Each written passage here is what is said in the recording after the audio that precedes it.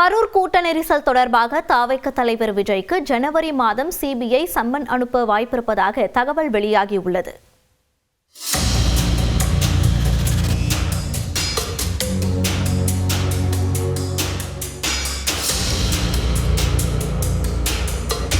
கரூர் வேலுச்சாமிபுரத்தில் கடந்த செப்டம்பர் 27ஆம் தேதி தாவைக்கா தலைவர் விஜயின் பிரச்சார கூட்டத்தில் ஏற்பட்ட நெரிசலில் சிக்கி 41 பேர் உயிரிழந்த சம்பவம் தொடர்பாக சிபிஐ வழக்கு பதிந்து விசாரித்து வருகிறது. வேலுச்சாமிபுரத்தில் ஆய்வு செய்து பல்வேறு தகவல்களை சேகரித்த சிபிஐ அதிகாரிகள் கூட்ட நெரிசலில் பாதிக்கப்பட்டோர், ஆம்புலன்ஸ் ஓட்டுநர் மற்றும் உரிமையாளர்கள், காவல்துறையினர், தாவேகா நிர்வாகிகள் உள்ளிட்ட 200க்கும் மேற்பட்டோரிடம் விசாரணை நடத்தினர். இதன் தொடர்ச்சியாக டெல்லியில் உள்ள சிபிஐ தலைமை அலுவலகத்தில் தாவேகா பொதுச் செயலாளர் ஆனந்த், தேர்தல் மேலாண்மை பிரிவு பொதுச் செயலாளர் ஆதவ் அர்ஜுனா, இணை பொதுச் செயலாளர் நிர்மல்குமார், கரூர் ஆட்சியர் தங்கவேல், எஸ்பி ஜோஸ் தங்கையா உள்ளிட்டோர் திங்கட்கிழமை ஆஜராகினர். ஏறத்தாழ 9 மணி நேரம் நடந்த விசாரணையில் கூட்டத்திற்கு அனுமதி பெற்றது, பாதுகாப்பு நடவடிக்கைகளை மேற்கொண்டது உள்ளிட்ட கேள்விகள் எழுப்பப்பட்டதாக தகவல் வெளியானது.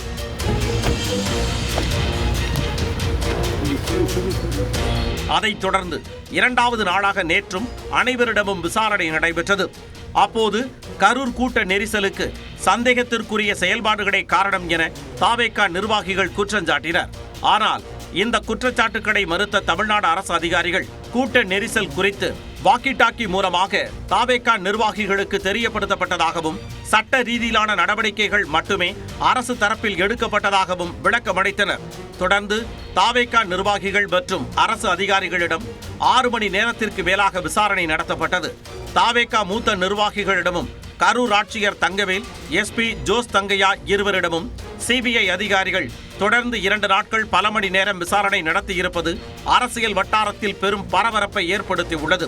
இப்படியான சூழலில் 3வது நாளாகவும் விசாரணைக்கு ஆஜராக தாவேகா நிர்வாகிகள் மற்றும் அரசு அதிகாரிகளுக்கு சிபிஐ உத்தரவிட்டுள்ளது. இந்த வழக்கை சிபிஐ தீவிரமாக அணுகுவதை காட்டுவதாக உள்ளது. இதன் தொடர்ச்சியாக தாவேகா தலைவர் விஜய்க்கு ஜனவரி மாதம் சம்மன் அனுப்ப சிபிஐ திட்டமிட்டுள்ளதாக தகவல் வெளியாகியுள்ளது. இதனால் இவ்வழக்கில் பரபரப்பு தொற்றிக் கொண்டுள்ளது. தொடர்ந்து 1 நிமிட செய்திகளை பார்க்கலாம். தமிழ்நாடு அரசு ஊழியர்களுக்கான ஓய்வூதிய திட்டங்கள் தொடர்பான ஆய்வறிக்கை முதலமைச்சர் மு.க.ஸ்டாலினிடம் சமர்ப்பிக்கப்பட்டது. பழைய ஓய்வூதிய திட்டத்தை அமல்படுத்த வேண்டும் என அரசு ஊழியர்கள் தொடர்ந்து வலியுறுத்தி வருகின்றனர். இதனை அமல்படுத்துவது தொடர்பாக ஆய்வு செய்ய மூத்த ஐஏஎஸ் அதிகாரி ககன்தீப் சிங் பேடி தலைமையில் 3 பேர் கொண்ட குழு அமைக்கப்பட்டிருந்தது. ஜாக்டோ ஜியோ அமைப்பினர் வைத்த கோரிக்கைகளை அந்த குழு ஆய்வு செய்து சாத்தியக்கூறுகள் பற்றி அறிக்கை தயாரித்தது. இதனைத் தொடர்ந்து ககன்தீப் சிங் பேடி தலைமையிலான குழுவினர் ஆய்வறிக்கையை முதலமைச்சர் மு.க.ஸ்டாலினிடம் சமர்ப்பித்தனர். ஜாக்டோ ஜியோ அமைப்பினர் வரும் 6ஆம் தேதி முதல் காலவரையற்ற வேலைநிறுத்த போராட்டத்தை அறிவித்துள்ள நிலையில் முதலமைச்சரிடம் இந்த அறிக்கை சமர்ப்பிக்கப்பட்டுள்ளது குறிப்பிடத்தக்கது. ஆசிரியர் தகுதி தேர்வு தேர்ச்சி பெறுவதிலிருந்து அரசு உதவி பெறும் சிறுபான்மை பள்ளிகளைச் சேர்ந்த 470 ஆசிரியர்களுக்கு விலக்களித்து தமிழ்நாடு அரசு உத்தரவிட்டுள்ளது. பள்ளிக்கல்வித்துறை முதன்மை செயலாளர் பி. சந்திரமோகன் வெளியிட்ட அரசாணையில் அரசு நிதியுதவி பெறும் சிறுபான்மை கல்வி நிறுவனங்களில் பள்ளி நிர்வாகங்களால் நியமிக்கப்பட்டு ஆசிரியர் தகுதி தேர்வில் தேர்ச்சி பெறாமல் பணிபுரிந்து வரும் 470 ஆசிரியர்களுக்கு கல்வி தகுதி உள்ளிட்ட இதர விவரங்களின் உண்மைத்தன்மை உறுதி செய்த பின்னர் தொடர்புடைய அதிகாரம் பெற்ற அலுவலர்களால் நியமன ஏற்பு வழங்க ஒப்புதல் அளிக்கப்படுவதாக தெரிவித்துள்ளார். உச்சநீதிமன்றம் வழங்கிய ஆணையை கருத்தில் கொண்டும் மாநில அரசின் தலைமை வழக்கறிஞர்களிடமிருந்து பெறப்பட்ட சட்ட கருத்தின் அடிப்படையிலும் 2023ஆம் ஆண்டு டிசம்பர் மாதம் 13ஆம் தேதிக்கு முன்னர் அரசு நிதியுதவி பெறும் சிறுபான்மை பள்ளிகளில் ஆசிரியர் தகுதி தேர்வு தேர்ச்சி பெறாமல் பணிபுரிந்து வருபவர்களுக்கு நியமன ஒப்புதல் அளிக்க கோரும் பள்ளிக்கல்வி இயக்குநரின் கருத்துருவை ஏற்று இந்த அரசாணை பிறப்பிக்கப்பட்டுள்ளதாக சந்திரமோகன் தெரிவித்துள்ளார். இந்த அரசாணை மூலம் சிறுபான்மை பள்ளிகளை சேர்ந்த 316 பட்டதாரி ஆசிரியர்களுக்கும் தொடக்க கல்வி இயக்கத்தின் கட்டுப்பாட்டில் உள்ள 154 ஆசிரியர்களுக்கும் என 470 ஆசிரியர்களுக்கு தகுதி தேர்வு தேர்ச்சியிலிருந்து விலக்களிக்கப்படுகிறது.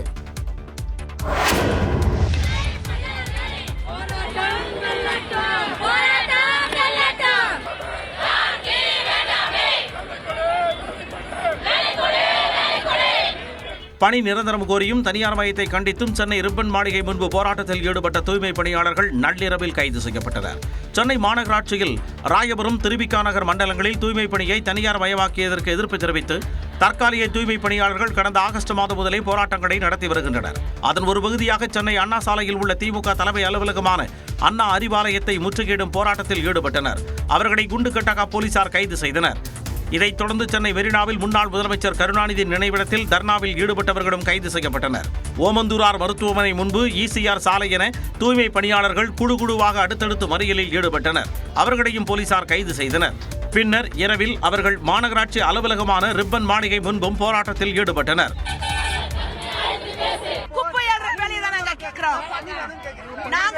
மாநகராட்சியிலே எங்களுக்கு பணி வேணும்னு கேட்கிறோம். 31/7/2025 SHG அண்டை வீட்டு குழுல நாங்க இருந்தோம். அந்த இதுலயே சென்னை மாநகராட்சியில நாங்க ஊதியம் வாங்கிட்டு இருந்தோம். அந்த பணியை நாங்க கேட்கிறோம். அவர்களை காவல்துறையினர் நள்ளிரவில் கைது செய்தனர். ஏறுமுகத்தில் இருந்து வந்த தங்கம் மற்றும் வெள்ளி விலை ஒரே நாளில் கடும் வீழ்ச்சியடைந்ததால் நகை வாங்குவோர் மகிழ்ச்சியடைந்துள்ளனர்.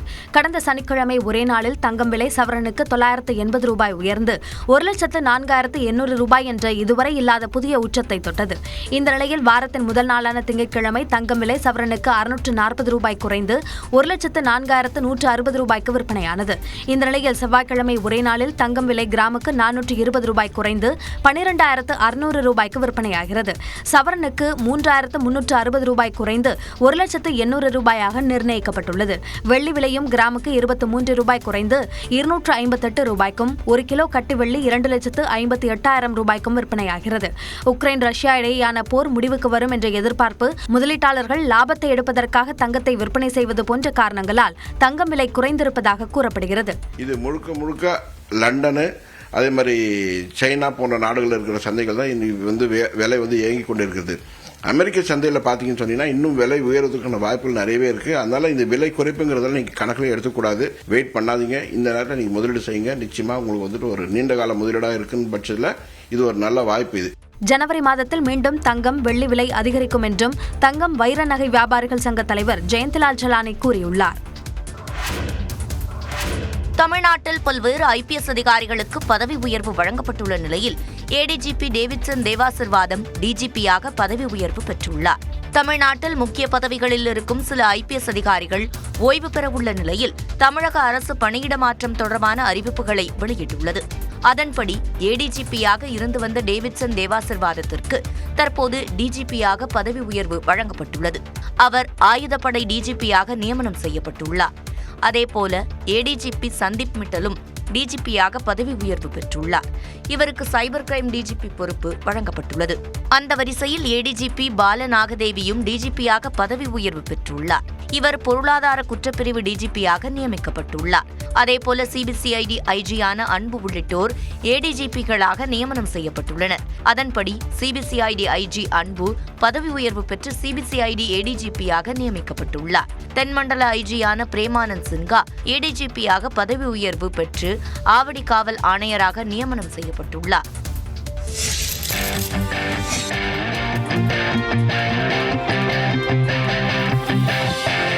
கோவையில் சர்வதேச தரத்திலான ஹாக்கி மைதானத்தை திறந்து வைத்த துணை முதலமைச்சர் உதயநிதி ஸ்டாலின் பின்னர் ஹாக்கி விளையாடிய காட்சிகளே இவை. கோவை RS-புரம் மாநகராட்சி பள்ளியில் 9,67,00,000 ரூபாய் மதிப்பில் சர்வதேச தரத்தில் ஹாக்கி மைதானம் அமைக்கப்பட்டுள்ளது.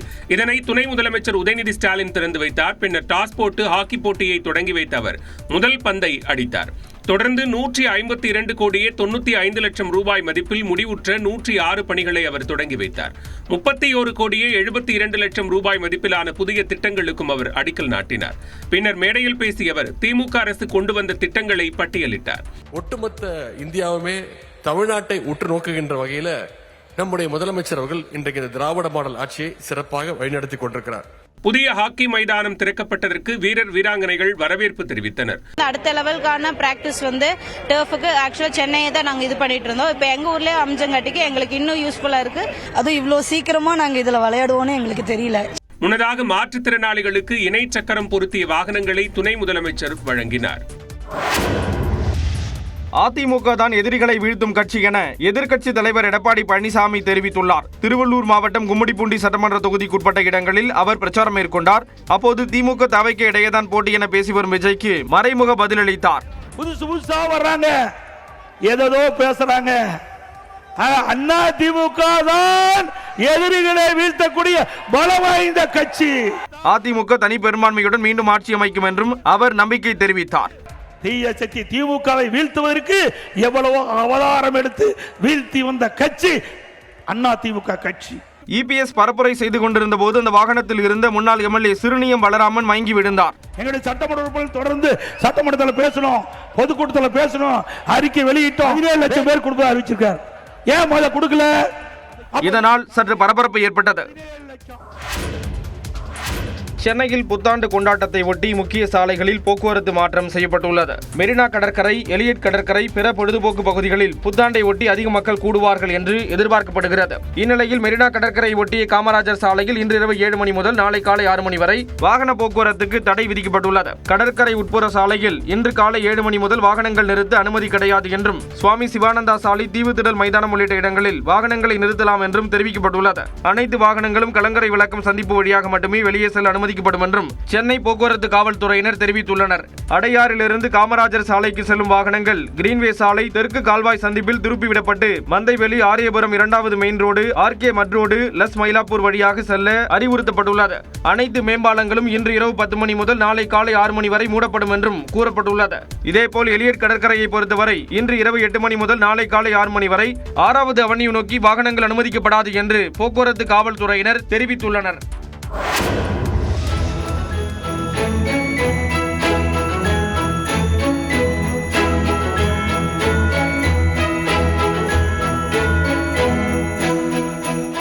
ஆங்கில புத்தாண்டை வரவேற்கும் விதமாக வேளாங்கண்ணி பேராலயம் மின் விளக்கு அலங்காரத்தில் ஜொலிக்கும் வண்ணமயமான காட்சிகள்தான் இவை.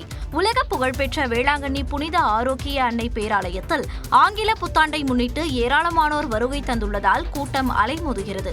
இந்நிலையில் பேராலயம் உள்ளிட்ட பல்வேறு இடங்களில் மின்விளக்கு அலங்காரங்கள், தோரணங்கள் அமைக்கப்பட்டு ஜொலித்து வருகின்றன. கிறிஸ்துமஸ் பண்டிகைக்கு முன்பாக செய்யப்பட்ட மின்விளக்கு அலங்காரம் பொங்கல் பண்டிகை வரை தொடர்ச்சியாக ஒளிரும் வகையிலும் ஏற்பாடு செய்யப்பட்டுள்ள நிலையில் பலரும் புகைப்படம் எடுத்து மகிழ்ந்து செல்கின்றனர்.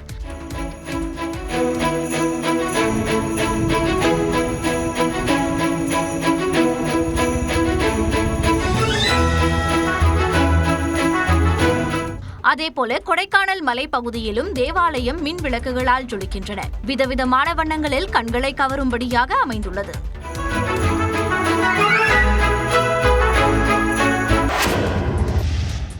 சமவேலைக்கு சம ஊதியம் கேட்டு சென்னையில் 5வது நாளாக சாலை மறியலில் ஈடுபட்ட இடைநிலை ஆசிரியர்கள் கைது செய்யப்பட்டனர்.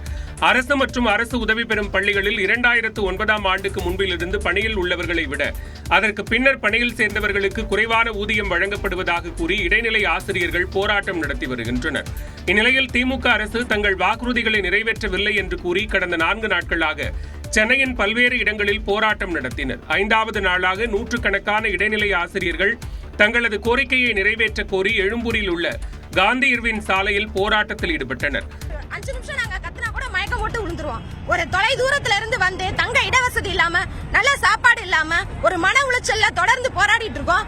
ஆசிரியர்களை இப்படி நிக்க வைக்கிறது அவங்களுடைய மாண்பை சீர்குலைக்கும் விதமாக நாங்கள் இதை பார்க்கிறோம். சாலையில் அமர்ந்து கோரிக்கைகளை வலியுறுத்தி முழக்கம் எழுப்பிய நிலையில் அவர்கள் அனைவரையும் காவல்துறையினர் கைது செய்து அழைத்துச் சென்றனர். ஜனவரி 4ஆம் தேதி தமிழ்நாடு வரவுள்ள மத்திய அமைச்சர் பியூஷ் கோயல் மீண்டும் அதிமுக பொதுச் செயலாளர் எடப்பாடி பழனிசாமியை சந்திக்க உள்ளார். தமிழக பாஜகவின் தேர்தல் பொறுப்பாளராக பியூஷ் கோயல் கடந்த 23ஆம் தேதி இபிஎஸ்ஐ சந்தித்து முதற்கட்ட கூட்டணி பேச்சுவார்த்தை நடத்தினார். அப்பொழுது தொகுதி பங்கீடு குறித்த பேச்சுவார்த்தை நடைபெற்றதாகவும் யாருக்கு எத்தனை தொகுதிகள் என்ற பட்டியலை அதிமுக கொடுத்ததாகவும் கூறப்படுகிறது. இந்நிலையில் 2ஆம் கட்ட பேச்சுவார்த்தைக்காக ஜனவரி 4ஆம் தேதி பியூஷ் கோயல் மீண்டும் தமிழ்நாடு வரவுள்ளார். ஜனவரி 4 மற்றும் 5 என 2 நாட்கள் தமிழ்நாட்டில் இருக்கும் அவர் பாஜக நிர்வாகிகள் மற்றும் கூட்டணி கட்சி தலைவர்களுடன் ஆலோசனை நடத்தவுள்ளார். முதற்கட்ட ஆலோசனையின் போது பாஜகவுக்கு 23 இடங்களை ஒதுக்கலாம் என அதிமுக தரப்பில் கூறப்பட்டதாக தகவல் வெளியான நிலையில் எடப்பாடி பழனிசாமியுடனான இரண்டாவது கட்ட சந்திப்பில் தொகுதி பங்கீடு குறித்து முக்கிய முடிவெடுக்க வாய்ப்புள்ளதாக கூறப்படுகிறது. பாமக, தேமுதிக உள்ளிட்ட கட்சி தலைவர்களையும் பியூஷ் கோயல் சந்தித்து கூட்டணி பேச்சு நடத்த வாய்ப்புள்ளதாகவும் தகவல் வெளியாகியுள்ளது. மேலும் துக்ளக் பத்திரிகை ஆசிரியர் குருமூர்த்தியையும் பியூஷ் கோயல் சந்திப்பார் என தகவல் வெளியாகியுள்ளது. உலகின் மிகப்பெரிய பொருளாதார நாடுகளின் பட்டியலில் ஜப்பானை பின்னுக்கு தள்ளி இந்தியா 4வது இடத்தில் உள்ளதாக மத்திய அரசு தெரிவித்துள்ளது. வருடாந்திர பொருளாதார மதிப்பாய்வு அறிக்கையின்படி வளர்ச்சி அளவுகளை மத்திய அரசு தற்போது வெளியிட்டுள்ளது. அவ்வறிக்கையின்படி இந்தியாவின் பொருளாதாரம் வேகமாக வளர்ந்து வருவதாகவும் கடந்த 10 ஆண்டுகளில் கிட்டத்தட்ட 2 மடங்காக அதிகரித்துள்ளதாகவும் குறிப்பிடப்பட்டுள்ளது. அதன்படி மொத்த உள்நாட்டு உற்பத்தியில் ஜப்பானை விஞ்சியுள்ள இந்தியா உலகின் 4வது மிகப்பெரிய பொருளாதாரமாக உருவெடுத்துள்ளது.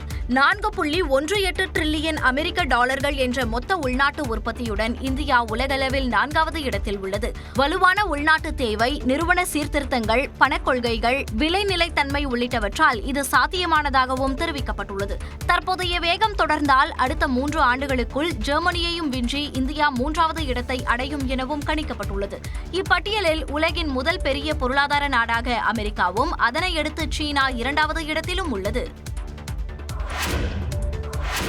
ரயில் ஒன் செயலியில் ரயில்வே வாலெட் அல்லாத பிற வகைகளில் டிக்கெட் புக் செய்தாலும் கட்டணத்தில் 3% தள்ளுபடி என்று ரயில்வே துறை அறிவித்துள்ளது. பயணிகளின் வசதிக்காக ரயில் ஒன் என்ற ஒருங்கிணைந்த செயலியை ரயில்வே துறை அண்மையில் அறிமுகம் செய்தது. இந்த செயலி வழியாக எக்ஸ்பிரஸ் ரயில்கள், புறநகர் மின்சார ரயில்களுக்கான டிக்கெட்டுகளையும் பயணிகள் எடுக்கலாம். இதில் ரயில்வே வாலெட்டிலிருந்து பணம் செலுத்தினால் 3% தள்ளுபடி அளிக்கப்பட்டு வந்தது. இந்நிலையில் தற்போது பிற டிஜிட்டல் தளம் வாயிலாக ரயில் ஒன் செயலியில் கட்டணம் செலுத்தினாலும் 3% தள்ளுபடி என்று அறிவிக்கப்பட்டுள்ளது. ரயில் ஒன் செயலியில் பயணிகள் டிக்கெட் முன்பதிவு செய்வதை ஊக்குவிக்கக்கூடிய விதமாக புதிய திட்டம் கொண்டுவரப்பட்டுள்ளது.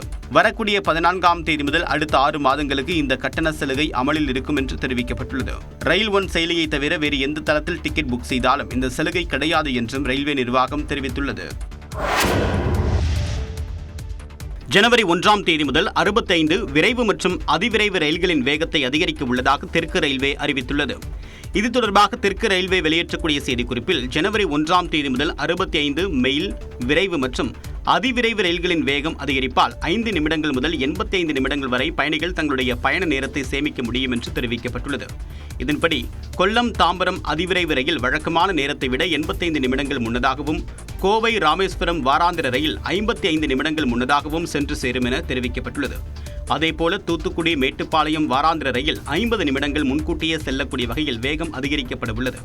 இது தவிர செங்கோட்டை, சென்னை எழும்பூர் பொதிகை எக்ஸ்பிரஸ் வழக்கமான நேரத்தை விட 20 நிமிடம் முன்னதாகவும், சென்னை எழும்பூர் குருவாயூர் 20 நிமிடம் முன்னதாக செல்லக்கூடிய வகையிலும் வேகம் அதிகரிக்கப்பட உள்ளது.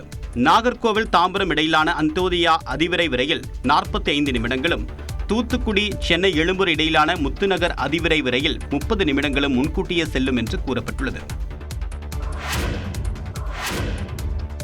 இலங்கைக்கு எதிரான T20 தொடரை இந்திய மகளிர் அணி ஒயிட் வாஷ் செய்துள்ளது. இந்தியா வந்துள்ள இலங்கை அணி 5 T20 போட்டிகளில் விளையாடியது. முதல் 4 போட்டிகளில் இந்திய அணி வெற்றி பெற்ற நிலையில் கடைசி போட்டி நேற்று திருவனந்தபுரத்தில் நடைபெற்றது. டாஸ் வென்று இலங்கை பந்து வீசிய நிலையில் இந்தியாவின் அதிரடி வீராங்கனையான ஷபாலி வர்மா 5 ரன்களில் வெளியேறினார். ஸ்மிருதி மந்தனாவுக்கு பதில் முதல் முறையாக T20 போட்டியில் விளையாடிய தமிழ்நாட்டைச் சேர்ந்த கமலினி 12 பந்துகளில் 12 ரன்கள் சேர்த்து வெளியேறினார். கேப்டன் ஹர்மன் பிரீத் கவுர் நிதானமாக விளையாடி 68 ரன்கள் சேர்த்த நிலையில் இந்திய அணி 20 ஓவர்களில் 7 விக்கெட் இழப்பிற்கு 175 ரன்கள் சேர்த்தது. இலங்கை வீராங்கனைகள் ஹாசினி பெரேரா, இமேஷா துலானி ஆகியோர் அரை சதம் விளாசிய போதும் அந்த அணி 20 ஓவர்களில் 160 ரன்கள் மட்டுமே எடுத்து 15 ரன்களில் தோல்வியடைந்தது. சிறந்த வீராங்கனையாக கேப்டன் ஹர்மன் பிரீத்தும் தொடரின் சிறந்த வீராங்கனையாக ஷபாலி வர்மாவும் தேர்வு செய்யப்பட்டனர். தொடர்ந்து எக்ஸ்பிரஸ் 18 செய்திகளை பார்க்கலாம். பொங்கல் பரிசு தொகுப்பாக வழங்க அரிசி, சர்க்கரை, வேட்டி, சேலைகள் ரேஷன் கடைகளுக்கு அனுப்பப்பட்டு வருகின்றன. தமிழர்களின் பண்டிகையான பொங்கல் பண்டிகை 2 வாரங்களில் வருகிறது. இதையடுத்து 2,22,00,000 குடும்ப அட்டைதாரர்களுக்கு பொங்கல் பரிசு தொகுப்பு வழங்க 22,291 மெட்ரிக் டன் பச்சரிசி, சர்க்கரை ஒதுக்கீடு செய்யப்பட்டுள்ளது. 1,77,22,000 வேட்டிகள், 1,77,64,000 சேலைகள் கொள்முதல் செய்யப்பட்டு 85% ரேஷன் கடைகளுக்கு கொண்டு செல்லப்பட்டுள்ளதாக அரசு தரப்பில் தெரிவிக்கப்பட்டுள்ளது. ராணிப்பேட்டை மாவட்டம் அரக்கோணம் இரட்டைக்கண் ரயில்வே சுரங்கப்பால பணிகள் குறிப்பிட்ட தேதிக்குள் முடிக்கப்படாததால் பொதுமக்கள் கடும் அதிருப்தி அடைந்துள்ளனர். டிசம்பர் 15ஆம் தேதி தொடங்கி 24ஆம் தேதிக்குள் முடிக்கப்படும் என்ற அறிவிப்புடன் சுரங்கப்பாதை விரிவாக்க பணிகள் தொடங்கியது. ஆனால் இன்னும் பணிகள் முடிவடையாததால் பொதுமக்கள் சுற்றி செல்ல வேண்டிய சூழலுக்கு தள்ளப்பட்டுள்ளனர். இந்நிலையில் பணிகளை விரைந்து முடிக்குமாறு நகராட்சி ஆணையர் ஆனந்தனிடம் நகர்மன்ற குழு தலைவரான திமுக கவுன்சிலர் துரை சீனிவாசன் வாக்குவாதத்தில் ஈடுபட்டார்.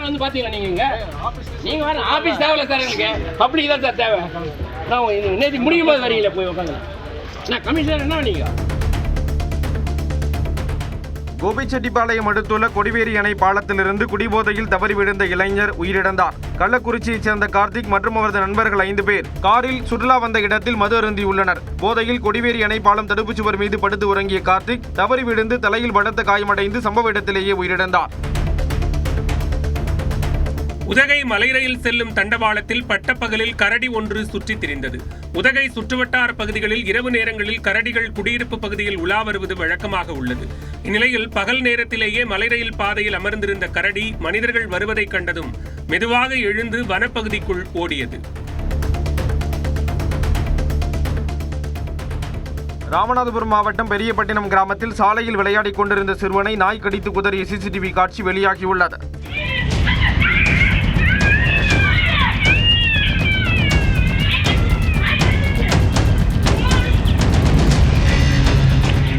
நாய் தொல்லையால் அச்சமடைந்துள்ள பொதுமக்கள் விரைந்து நடவடிக்கை எடுக்க வலியுறுத்தியுள்ளனர். விழுப்புரம் மாவட்டம் திண்டிவனம் காவல் நிலையத்தில் ராமதாஸ் மற்றும் அன்புமணி தரப்பினர் கைகலப்பில் ஈடுபட்டதால் பரபரப்பு ஏற்பட்டது. சேலத்தில் திங்கட்கிழமை நடைபெற்ற பாமக சிறப்பு பொதுக்குழு கூட்டம் தொடர்பாக தைலாபுரம் அருகே பாமகவை சேர்ந்த 2 அடிதடியில் ஈடுபட்டுள்ளனர். இது தொடர்பாக புகார் அளிக்க இருதரப்பைச் சேர்ந்தவர்கள் காவல் நிலையத்தில் குவிந்ததால் வாக்குவாதம் ஏற்பட்டு தள்ளுமுள்ளு உருவாகி சலசலப்பு நிலவியது. இதனையடுத்து அவர்களை காவலர்கள் சமாதானப்படுத்தி அனுப்பி வைத்தனர். சிவகங்கை ராணி ரெங்கநாச்சியார் பேருந்து நிலையத்தில் நாம் தமிழர் கட்சியினர் அரசு பேருந்துகளில் தமிழ்நாடு ஸ்டிக்கர் ஒட்டும் போராட்டத்தில் ஈடுபட்டனர். அரசு பேருந்துகளில் போக்குவரத்து கழகம் என்று மட்டும் இருப்பதற்கு கண்டனம் தெரிவித்து தமிழ்நாடு அரசு போக்குவரத்து கழகம் என்று பெயர் இடம்பெற வலியுறுத்தி முழக்கமிட்டவாறு ஸ்டிக்கர் ஒட்டினர்.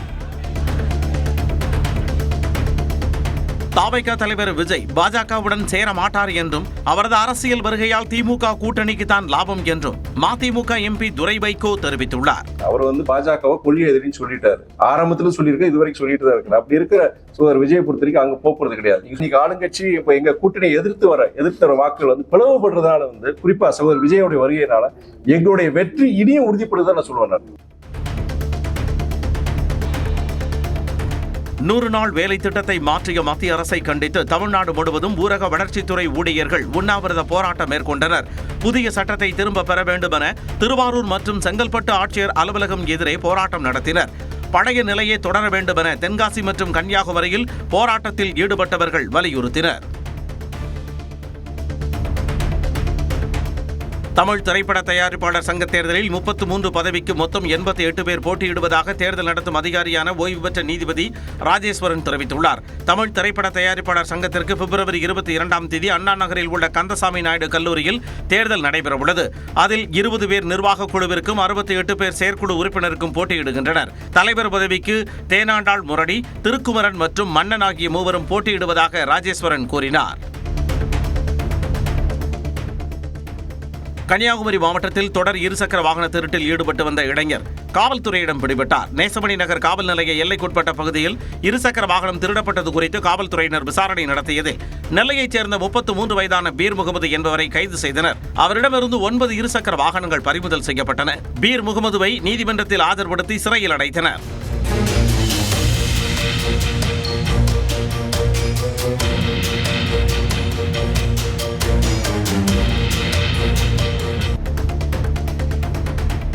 பெரம்பலூரில் தேசிய அளவிலான 17 வயதுக்கு உட்பட்டவர்களுக்கான டேபிள் டென்னிஸ் போட்டியில் வெற்றியாளர்களுக்கு அமைச்சர் சிவசங்கர் பரிசுகளை வழங்கினார். ஆடவர் ஒற்றையர் பிரிவில் சென்னையைச் சேர்ந்த அக்ஷய் புஷன், மகளிர் ஒற்றையர் பிரிவில் மேற்கு வங்கத்தைச் சேர்ந்த ஸ்ரேயா தார் முதலிடம் பிடித்தனர். குழு போட்டியில் மகாராஷ்டிராவைச் சேர்ந்த மகளிர் அணியும் சென்னையைச் சேர்ந்த ஆடவர் அணியும் கோப்பைகளை வென்றது. நெல்லை மக்களின் பொழுதுபோக்கிற்காக டவுன் நயினார் குளத்தில் படகு சவாரி தொடங்கப்பட உள்ள நிலையில் அதன் சோதனை ஓட்டம் நடைபெற்றது. மேயர் ராமகிருஷ்ணன் படகில் பயணம் செய்து ஆய்வு மேற்கொண்டார். ஜனவரி முதல் வாரத்தில் படகு சவாரி தொடங்கப்பட உள்ள நிலையில் இதற்காக 32 பேர் பயணம் செய்யும் வகையில் படகு வடிவமைக்கப்பட்டுள்ளது.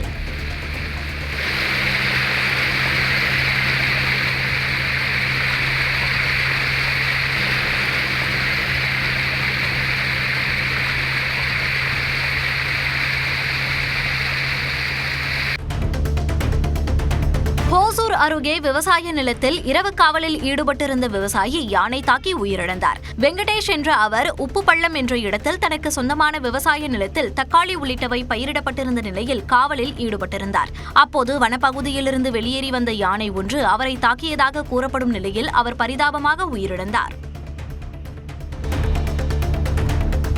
விருதுநகர் மாவட்டம் சிவகாசியில் கள்ள நோட்டை புழக்கத்தில் விட்ட பெண் உள்பட 2 பேர் கைது செய்யப்பட்டனர். சிவகாசி பேருந்து நிலையம் அருகே கடை வைத்திருக்கும் ஆனந்தலட்சுமியிடம் நந்தினி என்பவர் 500 ரூபாய் கொடுத்து காய்கறிகளை வாங்கியுள்ளார். அந்த ரூபாய் தாள் கள்ள நோட்டு என்பது தெரியவந்தது. அதேபோல் மீண்டும் 500 ரூபாய் நோட்டை கொடுத்து காய்கறி வாங்கிய போது நந்தினி கையும் களவுமாக பிடிபட்டு காவல் நிலையத்தில் ஒப்படைக்கப்பட்டார். விசாரணையில் ரவிக்குமார் என்பவரின் உதவியுடன் கள்ள நோட்டை புழக்கத்தில் விட்டது தெரியவந்தது. இதனையடுத்து இருவரையும் கைது செய்த காவல்துறையினர் தொடர்புடைய மற்றொருவரை தேடி வருகின்றனர். காசோலை மோசடி வழக்கில் மதிமுக எம்எல்ஏ சதன் திருமலைக்குமாருக்கு 2 ஆண்டுகள் சிறை தண்டனை விதித்து சென்னை நீதிமன்றம் தீர்ப்பளித்துள்ளது. இதனால் மக்கள் பிரதிநிதித்துவ சட்டப்படி அவர் தனது சட்டமன்ற உறுப்பினர் பதவியை இழக்கும் நிலை ஏற்பட்டுள்ளது.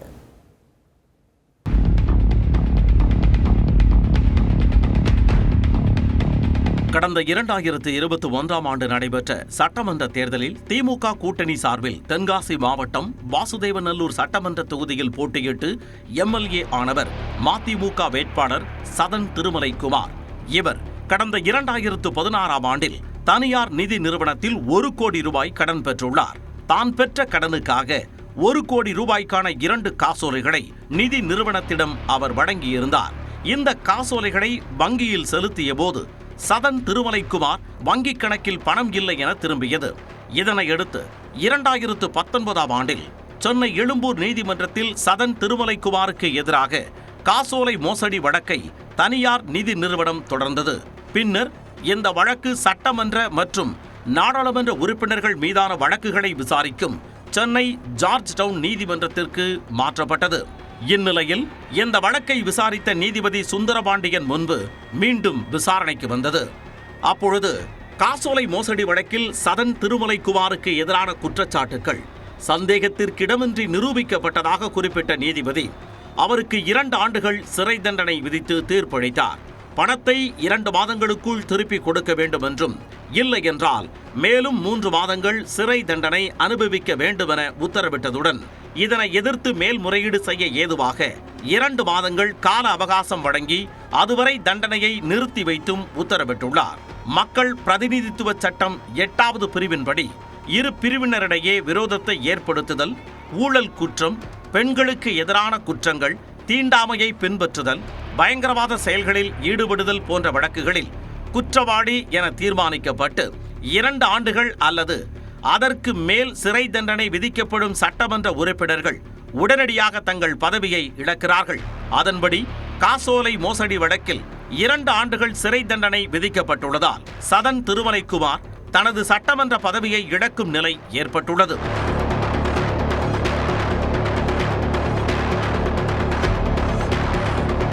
மேல்முறையீடு செய்வதற்காக தண்டனை நிறுத்தி வைக்கப்பட்டுள்ளதால் தற்போதைக்கு அவரது பதவி தப்பி உள்ளது. மேல்முறையீட்டு வழக்குகளில் ஒட்டுமொத்த தீர்ப்புக்கும் தடை விதிக்கப்பட்டால் சதன் திருமலைக்குமார் எம்எல்ஏ பதவியில் தொடருவார். இதற்கு முன்னதாக அதிமுகவைச் சேர்ந்த ஓசூர் சட்டமன்ற தொகுதியின் எம்எல்ஏவாகவும் அமைச்சராகவும் இருந்த பாலகிருஷ்ண ரெட்டி தனது பதவியை இழந்தார். 1998ஆம் ஆண்டு நடந்த கல்வீச்சு வழக்கில் 2019ஆம் ஆண்டில் இவருக்கு 3 ஆண்டுகள் சிறை தண்டனை விதிக்கப்பட்டது. இதனால் அவர் தனது அமைச்சர் பதவியை இழக்க நேர்ந்தது. 2014ஆம் ஆண்டு சொத்து குவிப்பு வழக்கில் தண்டனை பெற்ற மறைந்த முன்னாள் முதலமைச்சர் ஜெயலலிதா ஸ்ரீரங்கம் தொகுதி சட்டமன்ற உறுப்பினர் மற்றும் முதலமைச்சர் பதவியை இழக்க நேரிட்டது.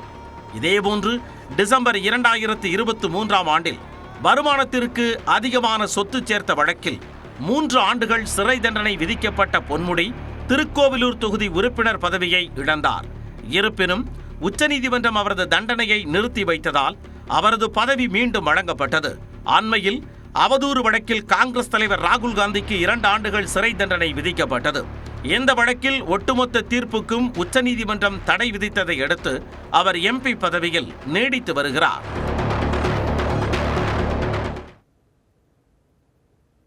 தொடர்ந்து எக்ஸ்பிரஸ் 8 செய்திகளை பார்க்கலாம். திண்டுக்கல் மாவட்டம் நத்தம் பேருந்து நிலையம் எதிரே உள்ள பல்பொருள் அங்காடியில் பாம்பு புகுந்ததால் பரபரப்பு ஏற்பட்டது. கடைக்குள் பாம்பு ஊர்ந்து சென்றதை கண்டு ஊழியர்கள் உடனடியாக வெளியேறினர். தகவல் அறிந்து விரைந்த தீயணைப்பு மீட்புத் துறையினர் சுமார் 1 மணி நேரம் கடையில் ஆராய்ந்து இரும்பு பெட்டியின் இடையே இருந்த கொம்பேரி மூக்கன் பாம்பை பிடித்து வனத்துறையினரிடம் ஒப்படைத்தனர். அரியலூர் மாவட்டம் கங்கை கொண்ட சோழபுரத்தில் உள்ள சோழீஸ்வரர் கோவிலில் வெளியுறவுத்துறை அமைச்சர் ஜெய்சங்கர் தனது குடும்பத்தினருடன் சாமி தரிசனம் செய்தார். பின்னர் கோயில் வளாகத்தை சுற்றி பார்த்த அவர் தமிழர் கட்டடக்கலை சிற்ப வேலைப்பாடுகளை கண்டு வியந்தார். தொடர்ந்து இந்திய தொல்லியல் துறை சார்பில் கோயிலில் புதிதாக அமைக்கப்பட்டுள்ள மெய்நிகர் கருவி அரங்கத்தை அவர் திறந்து வைத்தார். முன்னதாக தஞ்சாவூர் மாவட்டம் கும்பகோணம் அருகே உள்ள தாராசுரம் ஐராதீஸ்வரர் கோவில் மற்றும் சுவாமிமலை சுவாமிநாத சுவாமி கோவிலிலும் அவர் குடும்பத்துடன் சாமி தரிசனம் செய்தார். திருநெல்வேலியிலிருந்து சென்னை கோயம்பேட்டிற்கு பேருந்தில் வந்த குடும்பத்தினரிடம் 45 சவரன் நகை திருடப்பட்டது அதிர்ச்சியை ஏற்படுத்தியுள்ளது. வில்லிவாக்கத்தைச் சேர்ந்த ரூபன் அனுஷியா தம்பதி கடந்த 23ஆம் தேதி கிறிஸ்துமஸ் கொண்டாட்டத்திற்காக திருநெல்வேலியில் உள்ள உறவினர் வீட்டிற்கு சென்றனர். அதன்பின் 27ஆம் தேதி மீண்டும் தனியார் பேருந்தில் கோயம்பேடு வந்தனர்.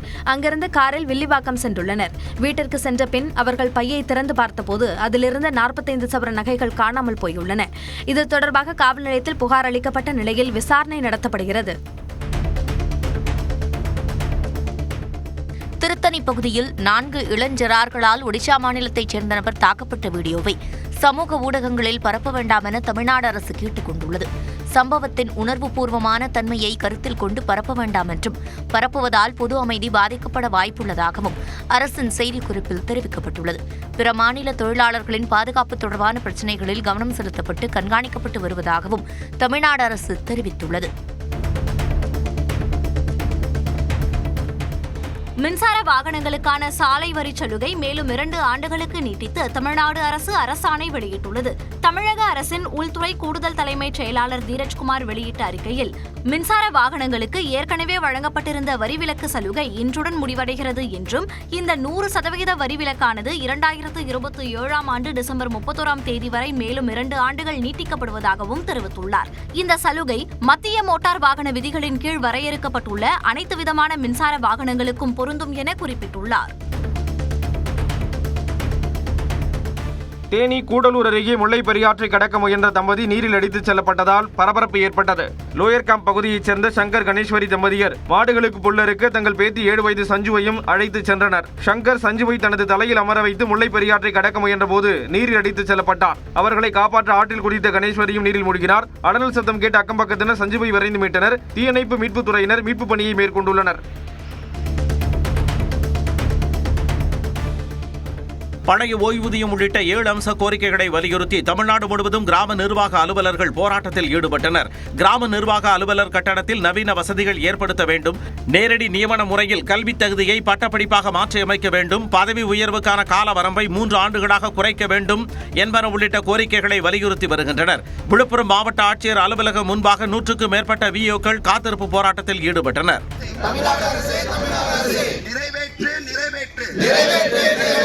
அரசு ஊழியர்களுக்கு கொடுத்த பழைய ஓய்வூதிய திட்ட வாக்குறுதியை நிறைவேற்று.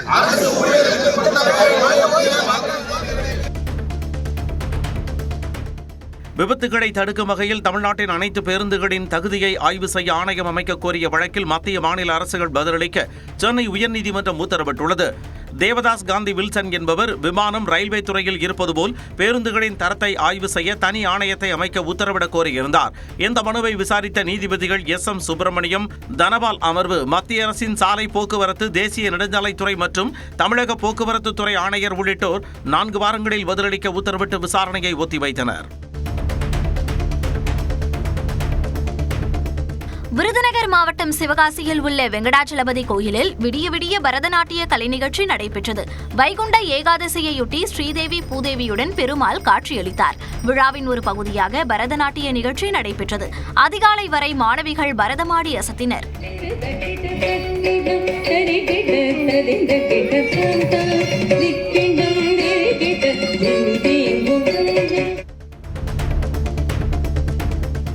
கிருஷ்ணகிரி பழையப்பேட்டை பகுதியில் மின்மாற்றியில் இருந்து மின்சாரம் தாக்கி படுகாயமடைந்த ஊழியர் சிகிச்சை பலனின்றி உயிரிழந்தார்.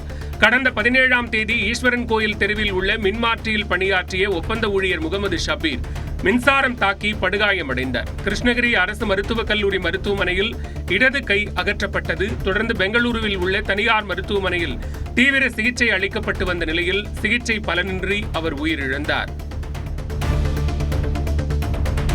தேனி மாவட்டத்தில் வரத்து குறைந்து தேவை அதிகரித்ததால் வாழை இலை விலை 2 மடங்காக உயர்ந்தது. ஆண்டிப்பட்டி, பெரியகுளம், சின்னமனூர் மற்றும் அதன் சுற்றுவட்டார பகுதிகளில் பல ஏக்கர் பரப்பளவில் வாழை இலை சாகுபடி நடைபெறும் நிலையில் பனிமூட்டம் காரணமாக தற்போது விளைச்சல் குறைந்துள்ளது. 180 இலைகள் கொண்ட ஒரு கட்டு கடந்த வாரம் 900 ரூபாய் விலை போன நிலையில் தற்போது 1800 ரூபாய் முதல் 2200 ரூபாய் வரை விற்பனையாகிறது. விசேஷ தினங்களை ஒட்டி தேவை அதிகரித்ததால் விலை உயர்ந்ததாக வியாபாரிகள் கூறுகின்றனர். திருவாரூர் மன்னார்குடி சாலையில் சிங்களாஞ்சேரி ரயில்வே கேட் மேம்பால இணைப்பு சாலை பணிகள் மந்தகதியில் நடைபெறுவதாக பொதுமக்கள் குற்றம் சாட்டியுள்ளனர். தினசரி 20க்கும் மேற்பட்ட முறை ரயில்வே கேட் மூடப்படுவதால் அவசர ஊர்தி வாகனங்களும் காத்திருந்து கடந்து செல்ல வேண்டிய சூழல் நீடிக்கிறது. தண்டவாளத்தின் மீது மேம்பால கட்டுமானத்தை ரயில்வே நிர்வாகம் முடித்துக் கொடுத்துவிட்ட நிலையில் இணைப்பு சாலைக்கான பணி ஓராண்டாக மந்தமாக நடைபெறுவதாக கூறப்படுகிறது. விரைந்து பணிகளை முடிக்க பொதுமக்கள் கோரிக்கை விடுத்துள்ளனர்.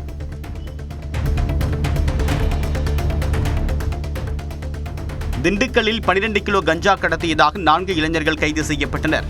ஜிடிஎன் சாலையில் காவல்துறையினர் வாகன தணிக்கையில் ஈடுபட்டனர். அப்போது அந்த வழியாக வந்த ஆட்டோவை சந்தேகத்தின் பேரில் காவலர்கள் சோதனையில் ஈடுபட்டனர்.